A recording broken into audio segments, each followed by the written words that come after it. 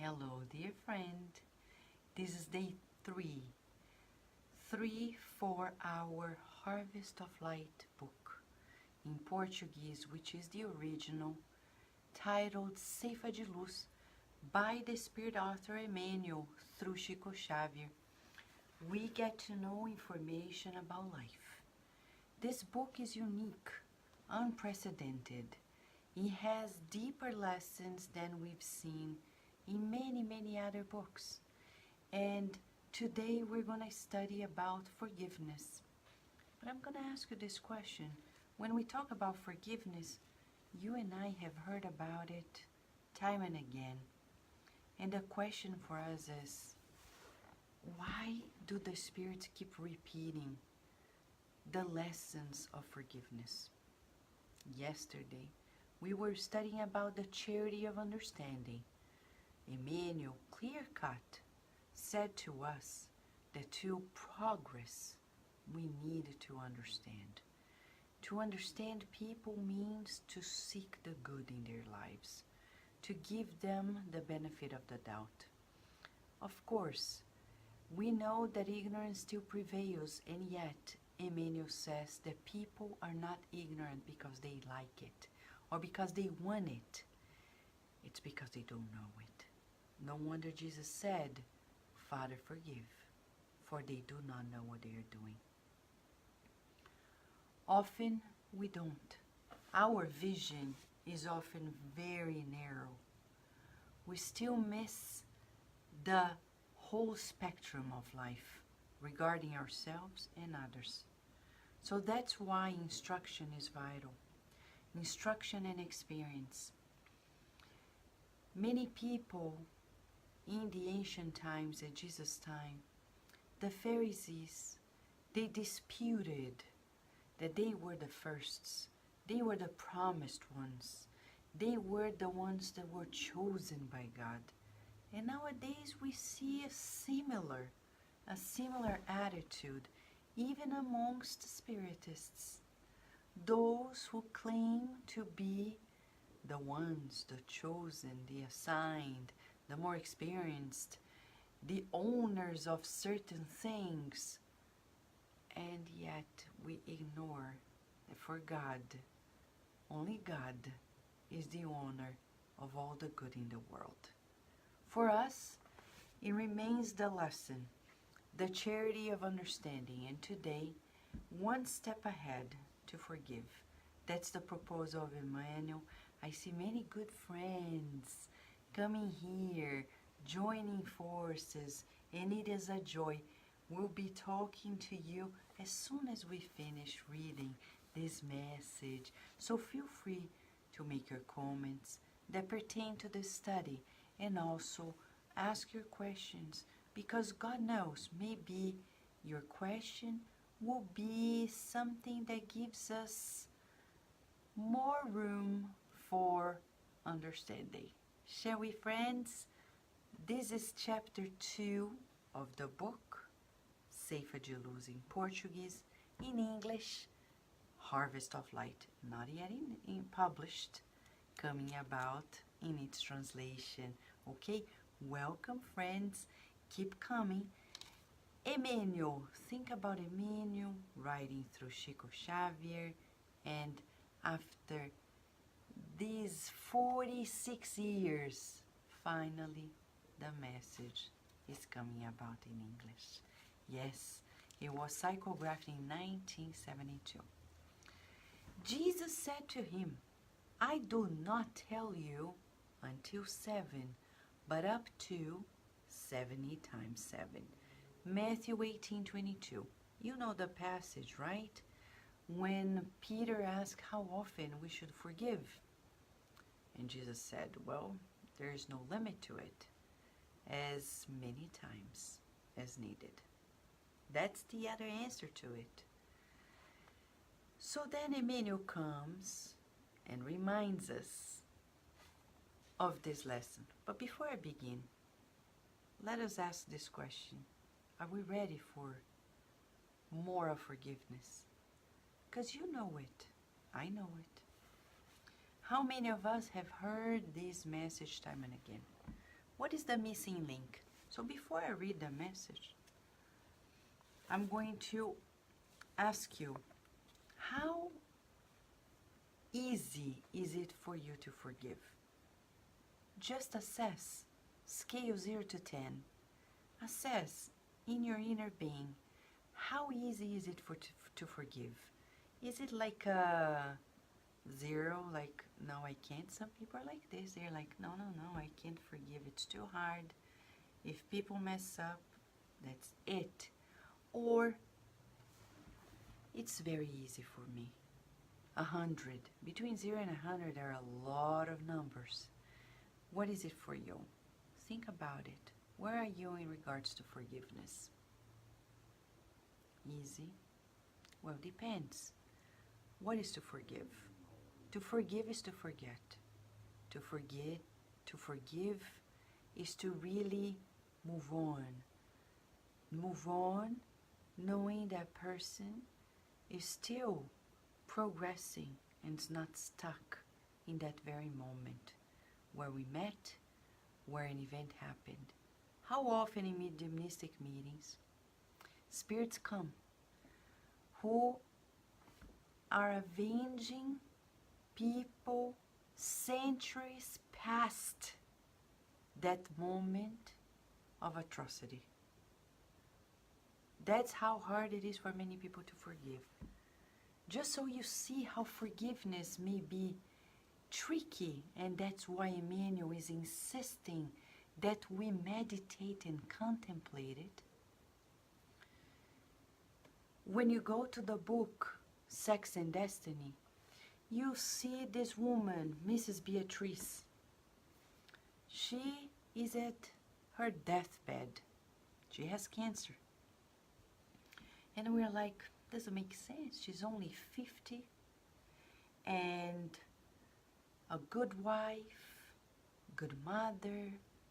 She's dying young, out of cancer. It doesn't make any sense. Later, in the book, Andre Louis shows to us that she comes from the spiritual realm to visit her family.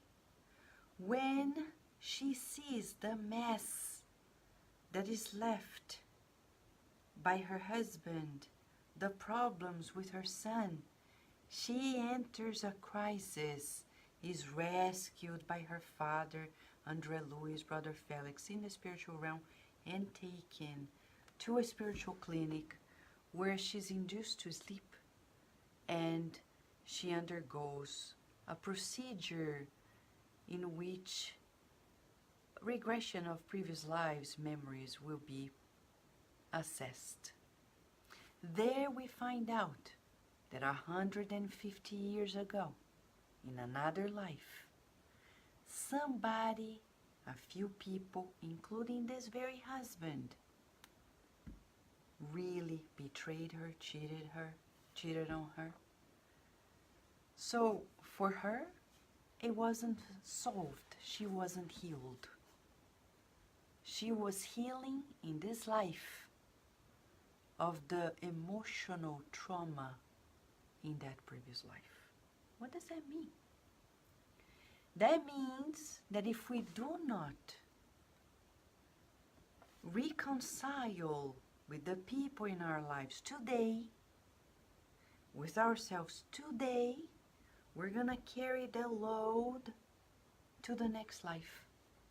And to expunge it, we will probably undergo diseases, says Andre Louis in the book Evolution in Two Worlds, chapter 19, second part. We become susceptible, predisposed to diseases when we make a grave mistake, when we remember that grave mistake, and it creates a nodule in our perispirit, and that nodule moves to the flesh when it's ready to be expunged. So, what's the way out? Not to make a mistake, but who doesn't, right? Sunshine, without charity, there's no salvation. Without forgiveness, there's no salvation. Thank you, Silvio. So let's go now. Are we ready?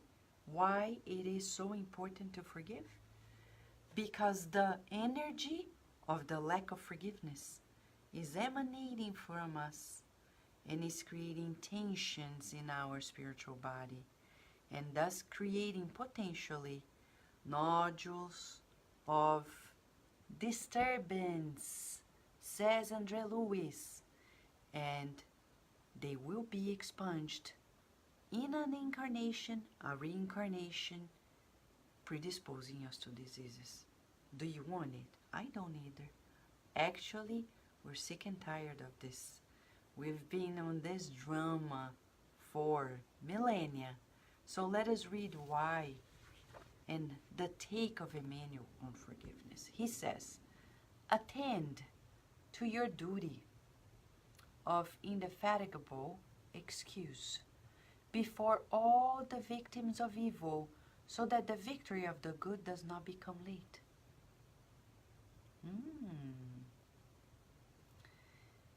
Surely evil counts on the contractors whom the law of the Lord will judge at the right time.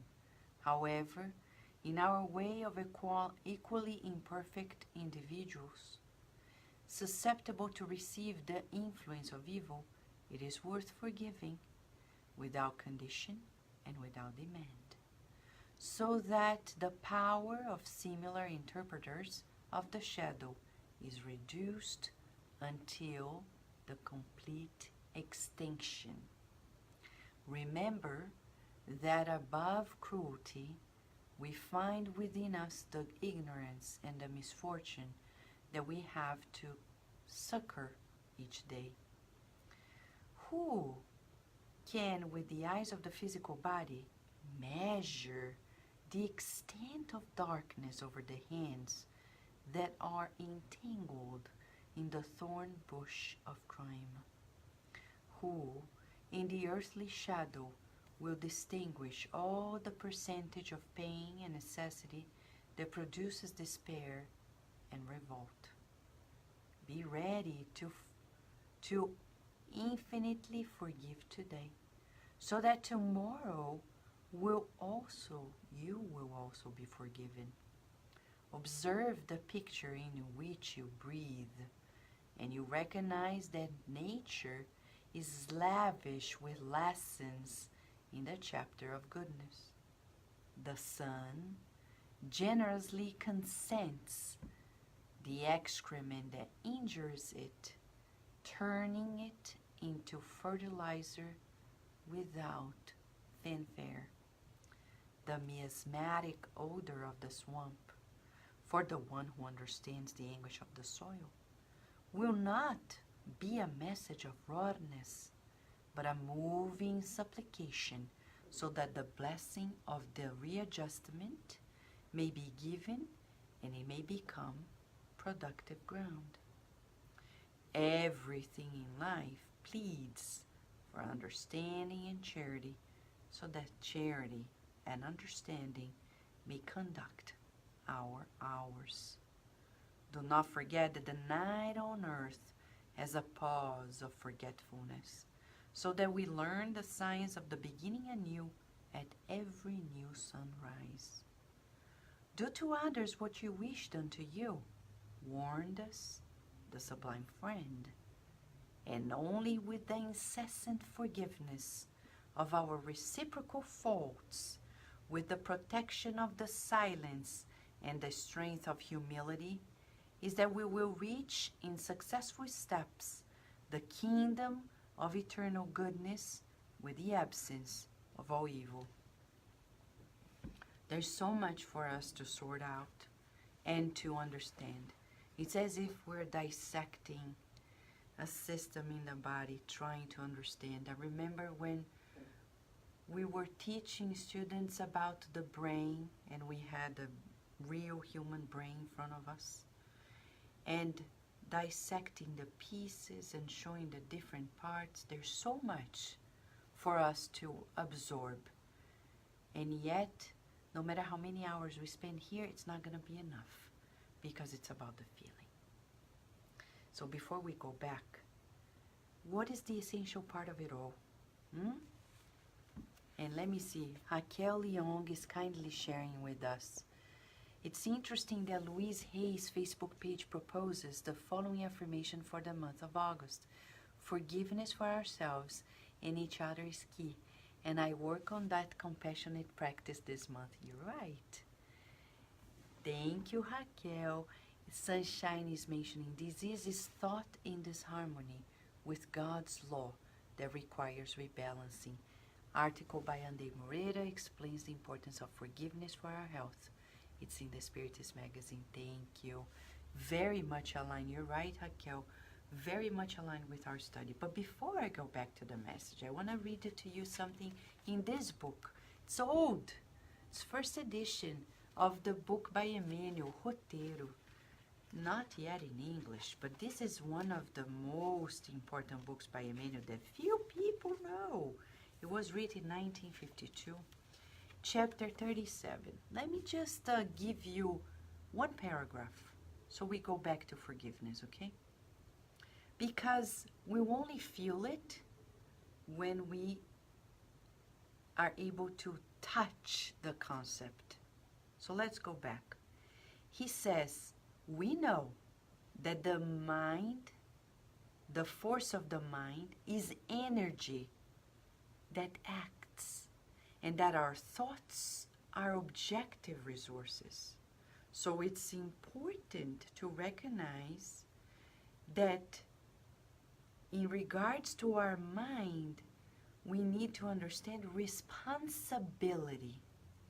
So here is what the manual is giving to us. It's not enough for us to know, said Jesus to Nicodemus. We need to feel it. How can we feel? By rubbing these teachings on our hearts? No. How do we feel it? Remember, Mentor Joseph said to us once, we need to bring it to our personal, very personal life. How so? He says about forgiveness. Everything is energy. If I don't forgive, that thought regarding that person is there, vibrating. Think about somebody you don't forgive. It's not hidden. It's there, archived, like a computer. You have a file of that person. It says XYZ things. And it's taking space of your system. And it's going to take also compromise the speed depending on the size of the file you have on that person, including about yourself. If you make a memoir, dossier about yourself, about your wrongs, and you don't reconcile, you are not charitable with yourself, you're not compassionate with yourself, that energy is going to take up the energy of your system like a computer. It stays there, vibrating. And that means you're emitting law of the mental field. You're going to attract. What are you going to attract? Punishers. Punishers in your life. And that's when we have relationships that are not healthy. It can be in a family, at work, friendships, in addictions in general.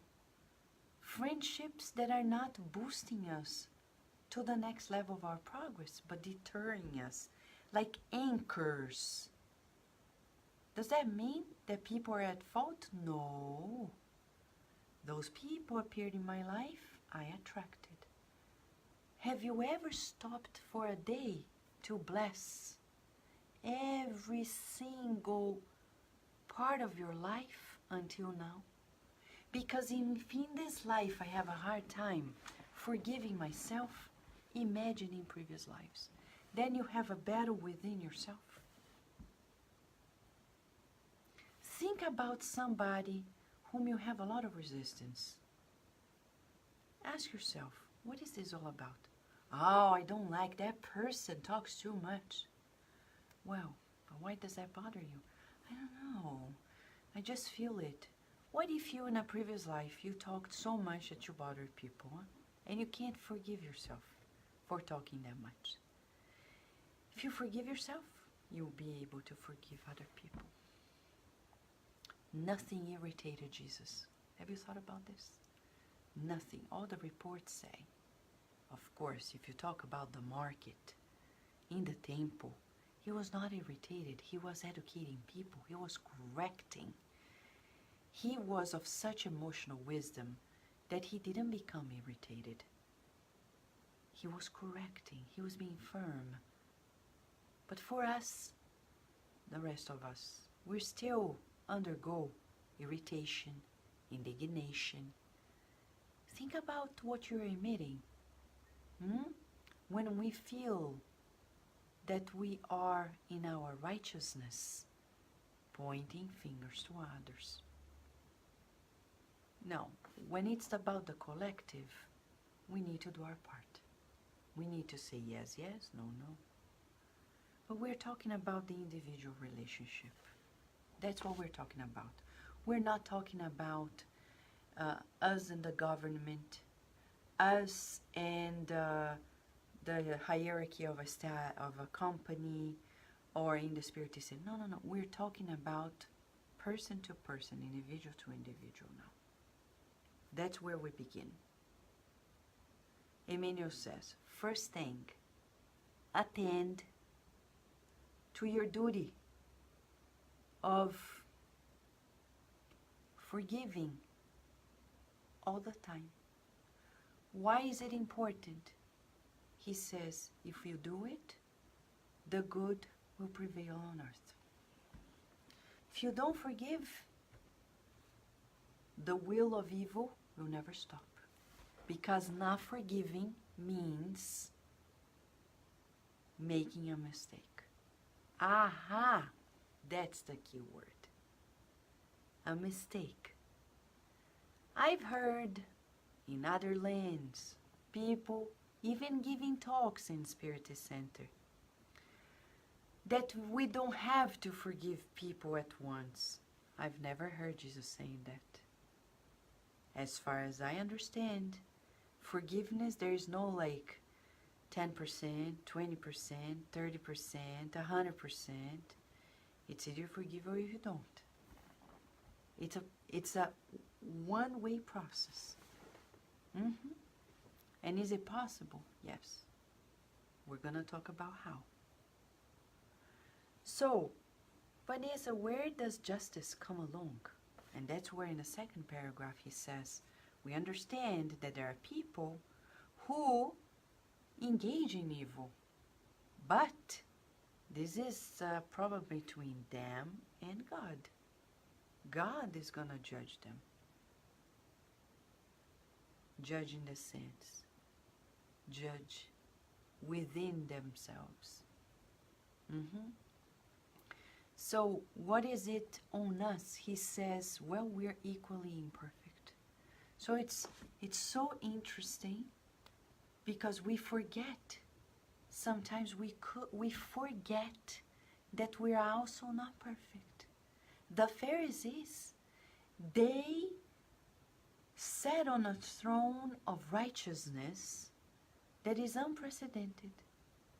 And it's so dangerous because we may make huge mistakes like crucifying the Christ Jesus of the earth. That's how big of a mistake it is when our ego escalates. Teresa Castro is asking, can you please repeat your explanation of Jesus in the temple?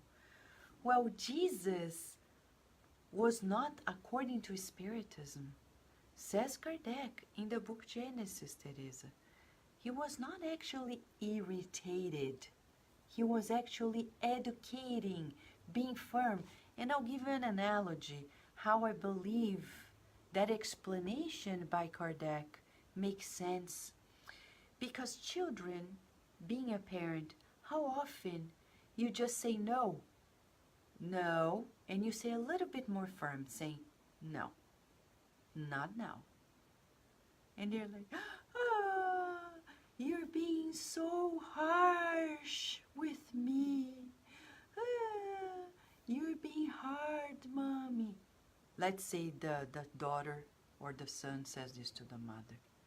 And then you turn and say, no, I just said no, with firmness.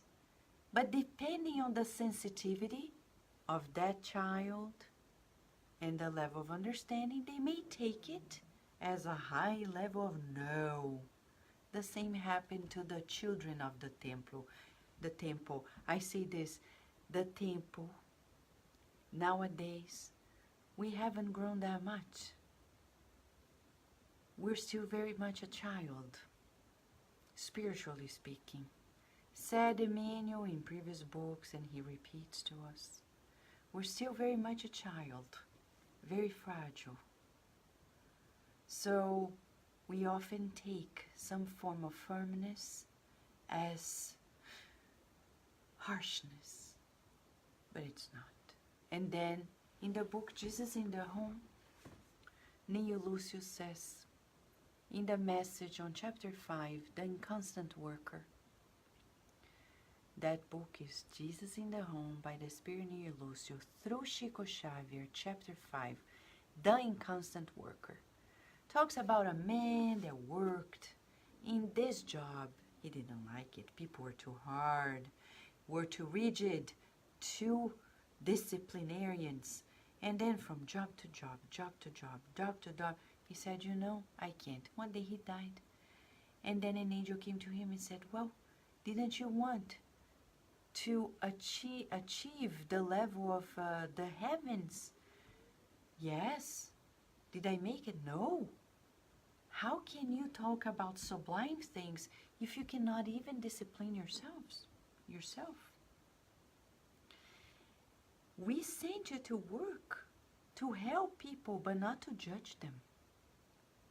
And then Jesus comes to the disciples after telling the story and wraps up by saying, those who are under the strict disciplinarians, the system of the strict disciplinarians, they will progress faster. And nowadays we have a wave of educators, parenting movement against discipline. People even, they're like, oh, please don't talk about that word. Thank God, Emmanuel advised Chico, discipline, discipline, discipline if you want to progress. And he said, yes, sir. And he did it. Many of us are not progressing because we don't want to change our hearts. And Rihanna is reminding us our feelings are indicators of our thoughts and sometimes of spirits that accompany that person. Beautiful. Beautiful, Rihanna. So, what happens when we don't want to forgive? We are emitting lack of forgiveness. That means we will attract lack of forgiveness.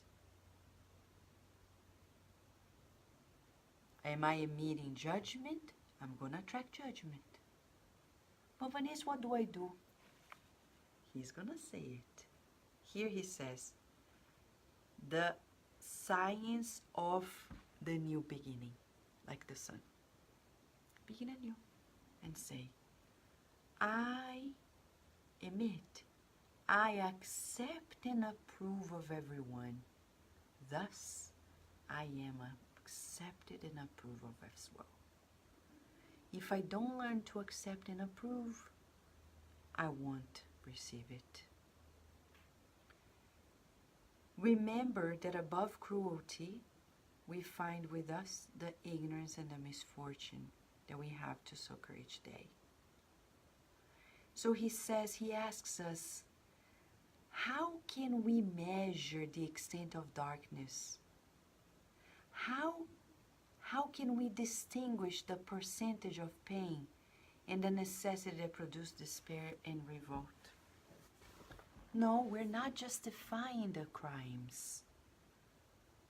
But there is a reason why that person engaged in that route.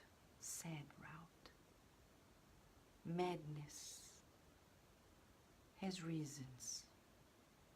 It's hard, but it's a process. We need to forgive, to be forgiven. In the Spirit's book by Allan Kardec, when we talk about reincarnation, Kardec mentions to us that we all have what we call, forgive me, just keep the words, these tendencies of the past, okay? They are conditionings from previous lives. We need to think about it, to think about our conditionings. How do I know? He says, observe your daily life, the impulses, things that are automated. When people say, that's the way I am, that's the way I am, and that's how I am. Well, but right now, you're building anew who you want to be. The past is in the past. Look at Saul of Tarsus and how he became Paul of Tarsus. It was a construction, a very thorough, minutious, labor-intensive, as if he were sculpting himself. You and I are right now sculpting ourselves. Do you believe in the good in you? Or are you constantly focused in your imperfections and shortcomings? When we talk about forgiveness, it's not about others, it's about ourselves. If you constantly mention about your shortcomings to people, that's not modesty.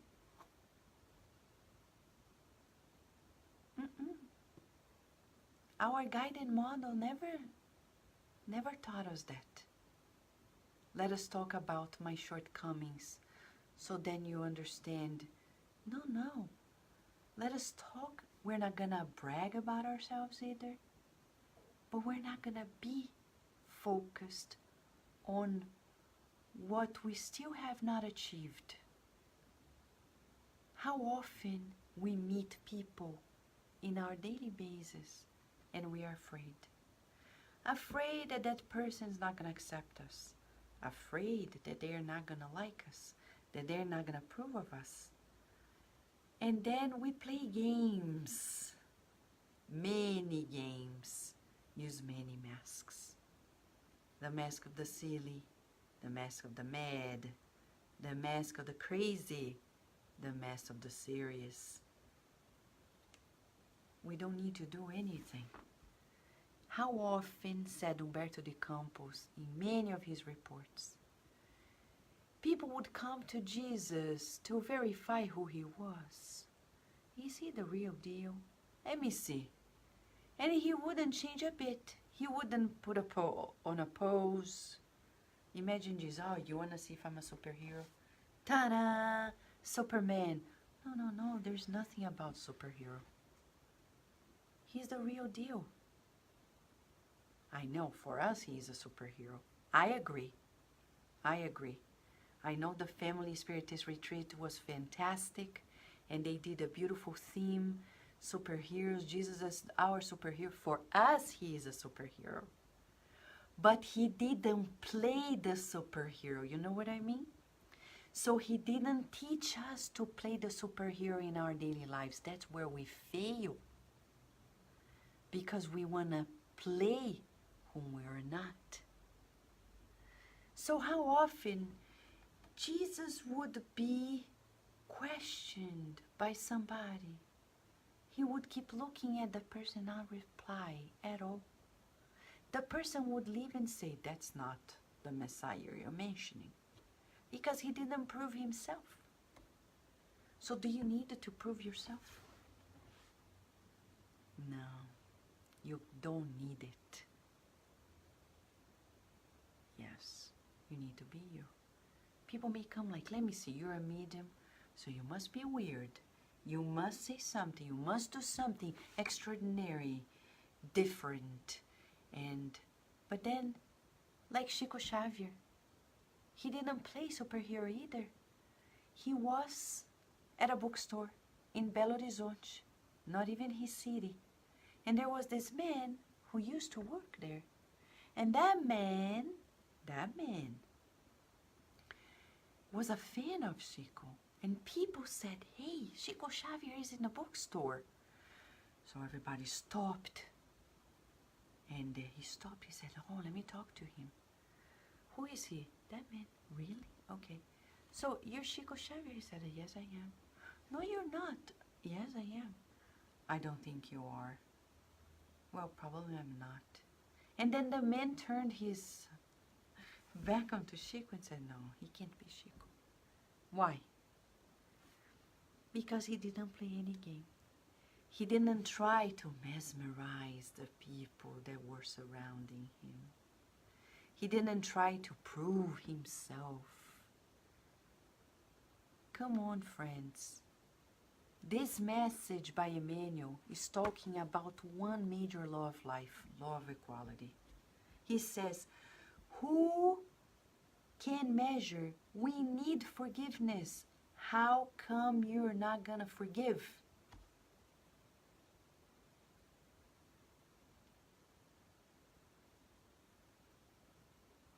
If I don't forgive, I'm attracting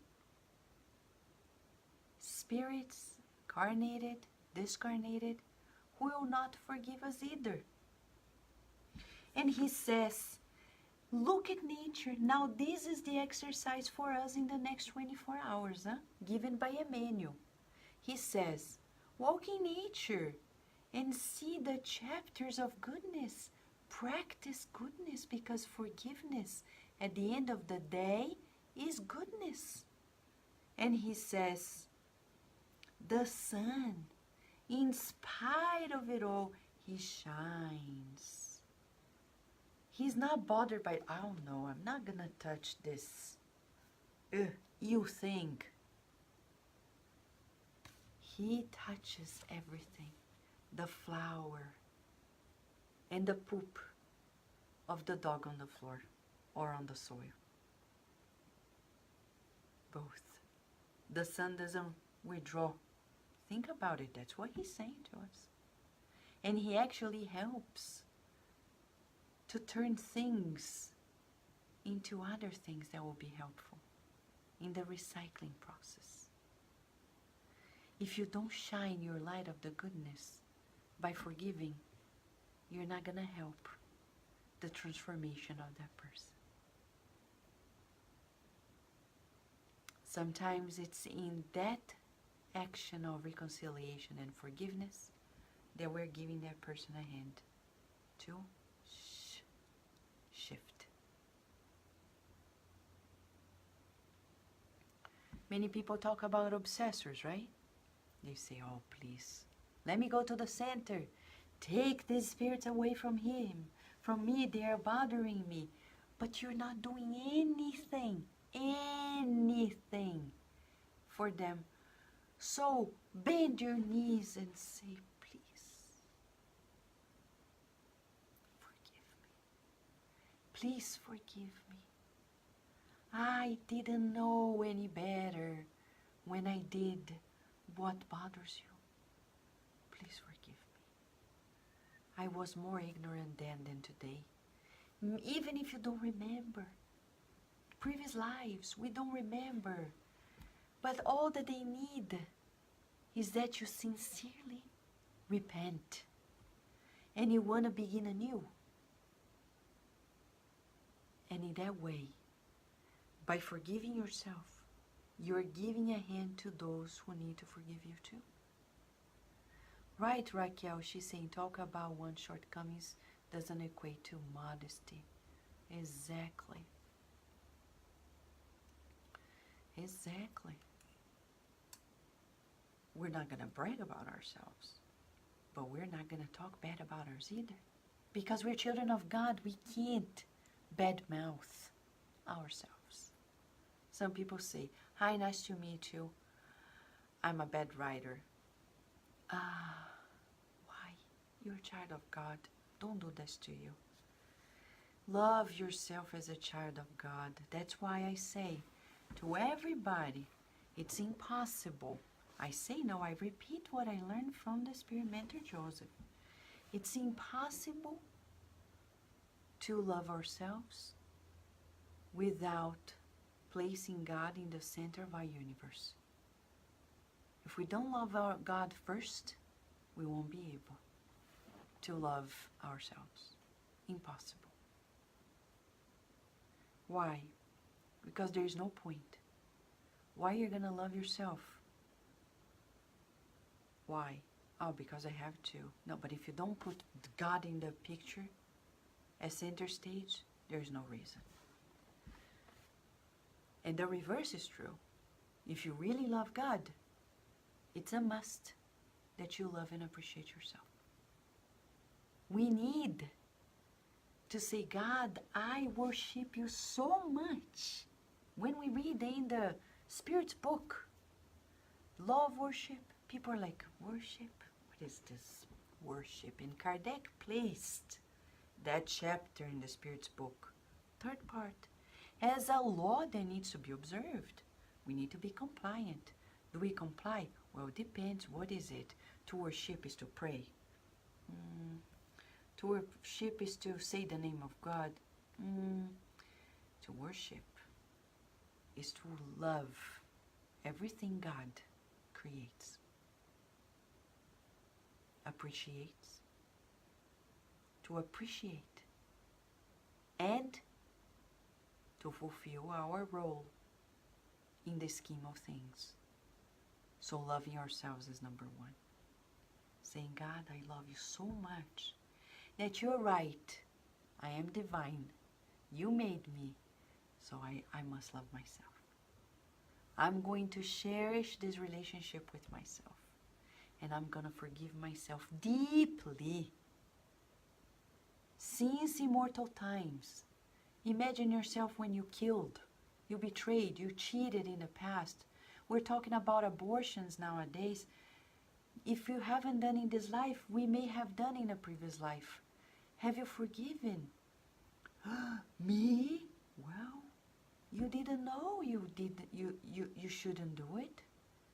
So you did it. What are you going to do? Be compassionate to that person that didn't know better. Right? And say, that person is a child of God. I need to learn and to love and to appreciate.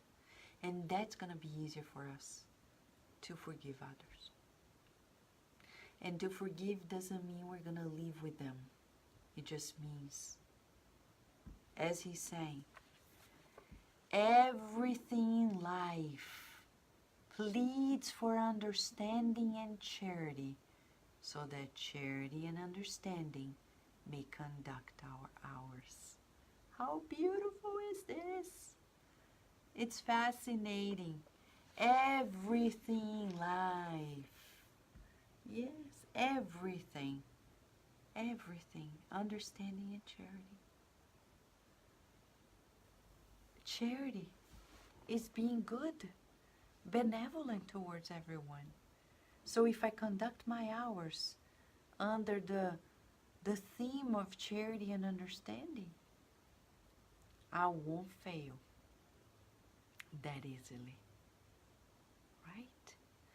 Maya Angelou says, Rihanna Williams said, nothing in this world is alien to us. That's so beautiful. Patricia Pinto is saying, our first love and last love is self-love.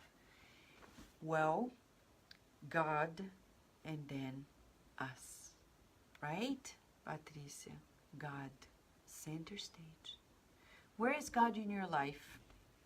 Is God surrounding you, gravitating around you, or are you gravitating around God?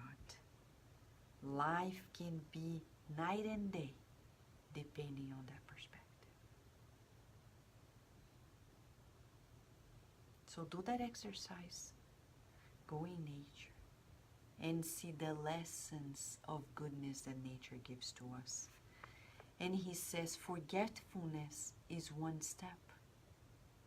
He says the science of beginning anew, like every sunrise. Some people are like, did you forget what that person did to you? No, but I'm going to give them a chance.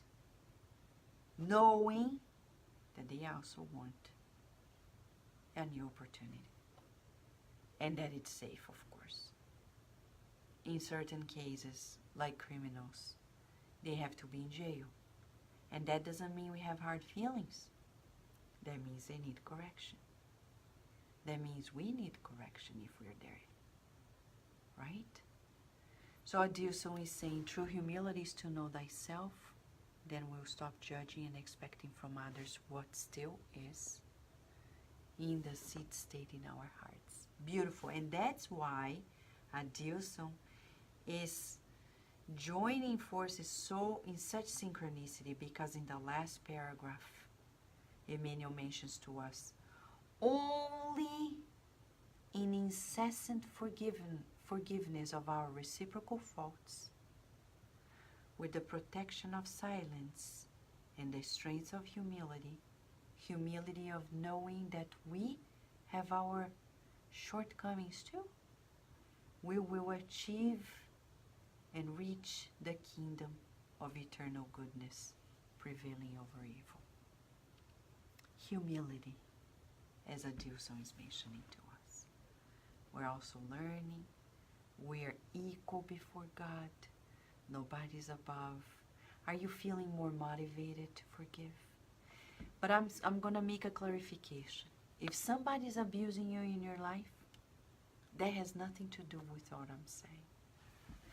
Because the decision to forgive is independent of your decision to be distant from people who may be sucking your vitality.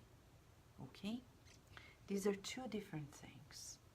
You may be away, but forgiving. Okay? If somebody is in need of correction, we'll give or we'll forgive, knowing that they are not doing this to us. Right? Thank you, Hipólito. So friends, tonight we have a big invitation. Why is this coming tonight? August 3rd, 2018. If you're listening to this on demand, why is this coming to you right now? What part of our lives needs the remedy of forgiveness? We are in a pharmacy of the universe, and this is the remedy tonight. The spirits are bringing to us. Take this remedy. You're going to be better off. So let us embrace it. Okay? Let us embrace it and drink it and follow through. And allow it to be in our lives, forgiving ourselves, forgiving others. We all have the illusion that we should be born and grow uneventfully. I've never seen that happen to anybody in life, including to Christ Jesus. So throw away that ideal and don't ask, why have I met this person? Why am I in this marriage? Why? You are because life brought you together. Now what you're going to do next is important, especially what you do with yourself. Because all your relationships will be defined by what you do to yourself. And where is God in your life? If God comes first and we gravitate around God, everything is going to be in harmony. Perfect harmony. Harmony with the Creator. Nature, we're nature. Your goodness. You're a child of God. You have goodness in you. The good is in you and in everyone. So let us cherish this goodness and tell yourself, I can forgive and forget. And I decide to do so now. Right? Yes, it says, Rihanna, beauty is found within. That's what it says. Thank you, Sunshine. Thank you, Katia. Thank you, friends. It's a joy to see all of you, to be together and we're stronger together. So let us keep for our exercise in the next 24 hours. The exercises: look at nature, be inspired to begin anew, and to forgive, to forget, and to visualize. Seek the good, feel the good, visualize the good, mold the good with all the resources you have at hand, and begin anew like the sun that shines within you. I can forgive and forget right now. Right, Wagner Jr.? A big hug to all of you. And until tomorrow, God willing. Thank you, friends.